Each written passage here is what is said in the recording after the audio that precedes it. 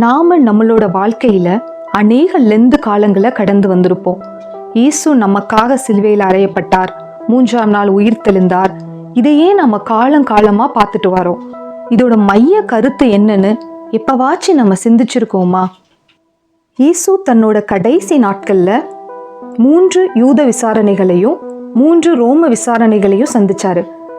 அனைத்து யூத விசாரணைகள்லையும் இயேசு குற்றவாளி, தேவதூசணம் சொன்னவர் அப்படின்னு ஒரு குற்றம் சாட்டப்பட்டாரு. ஆனா எல்லா ரோம விசாரணைகளிலையும் அவர் ஒரு குற்றமற்றவராக கண்டறியப்பட்டாரு. இறுதியில பிலாத்து கூட்டமா சேர்ந்த யூதர்கள்ட்ட, யாரை நான் விடுவிக்கணும்னு நீங்க விரும்புறீங்க, இயேசுவையா இல்ல பரபாசையா அப்படிங்கிறதான ஒரு கேள்வியை முன் வச்சாரு. இந்த நிகழ்ச்சியை நம்ம பார்க்கும்போது பரபாஸ் இவையெல்லாம் நடக்கிற இடத்திற்கு அருகில இருக்கிற ஒரு சிறையில தான் நிச்சயமா பூட்டப்பட்டிருக்க வேண்டும். அந்த கலகத்தோட சத்தத்தை அவர் தன்னோட காதுகளை ரொம்ப முறையில கூர்மையாக்கி கேட்டிருக்க வாய்ப்புண்டு. பிலாத்து யூதர்கள்ட்ட யாரை விடுவிக்க விரும்புகிறீர்கள் என்று கேட்ட குரலை பரபாஸ் கேட்டிருக்க முடியாது. ஆனா அதே சமயத்துல அந்த கூட்டம் பரபாஸ் அப்படின்னு கத்துறத அவர் நிச்சயமா கேட்டிருப்பாரு.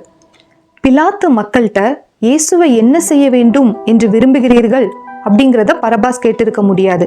ஆனா அதே சமயத்துல அவரை சிலுவையில் அறையுங்கள் அப்படின்னு கத்துறத அவர் நிச்சயமா கேட்டிருப்பாரு. இப்போ அவரோட சிறைக்கு பக்கத்துல மக்கள் கூச்சலிடுறது, காலணிகளோட சத்தம், இதெல்லாம் அவர் கேட்கும்போது அவரோட இருதயம் எவ்வளவா துடிச்சிருக்கும் அப்படிங்கிறத நீங்க நினைச்சு பாருங்க. நிச்சயமா இது அவர் ஒரு மரணத்தோட தருணமா தான் நினைச்சிருப்பாரு. இயேசு அந்த நாள்ல பரபாஸோட இடத்தை சிலுவையில எடுத்துக்கொண்டாரு. பரபாஸ் தன்னோட உயிர் காப்பாற்றப்பட்ட விதத்தை எண்ணி ஆச்சரியப்பட்டிருக்க கூடும். நாம ஒவ்வொரு முறையும் சிலுவையையும் அதை சுற்றிய நிகழ்வுகளையும் தியானிக்கும் போது, என்னை போன்ற ஒரு பாவி எப்படி தண்டனையின்றி விடுதலை பெறுகிறான் என்பதை குறித்து நம்ம ஆச்சரியப்படுறோம். ஏன்னா இயேசு என்னோட இடத்துல அந்த சிலுவைக்கு சென்றார். இதுதான் சிலுவையை பற்றின ஒரு பணிவான சிந்தனை. அதே சமயத்துல இது மிகவும் சிந்திக்க வைக்கிற ஒரு உணர்வும் கூட. ஏன்னா இந்த விடுதலை ஒரு அற்புதமான பொறுப்புடன் என்கிட்ட வருது. இயேசு என் இடத்தை எடுத்துக்கிட்டதால எனக்கு கொடுக்கப்பட்ட இந்த இயேசுவோட வாழ்க்கைய நான் எப்படி வாழறேன் அப்படிங்கிறதுல நான் கவனமா இருக்கணும்.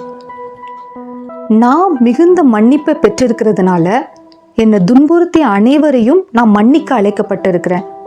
இயேசு எனக்கு இரக்கம் காட்டியதால நான் இரக்கத்தை காட்ட அழைக்கப்பட்டிருக்கிறேன். இயேசு எனக்கு அன்பை காட்டியதால நான் என் பகைஞருக்கும் அன்பை காட்ட அழைக்கப்பட்டிருக்கிறேன். இன்னைக்கு நாம போராடிட்டு இருக்கிற கேள்வி இதுதான்: நான் அந்த பொறுப்புக்கு உரியவனா வாழ்கிறேனா? என் அன்பிற்குரியவர்களே, இந்த லெந்து நாட்கள்ல சிலுவையை நம்ம மீண்டும் பார்ப்போம்.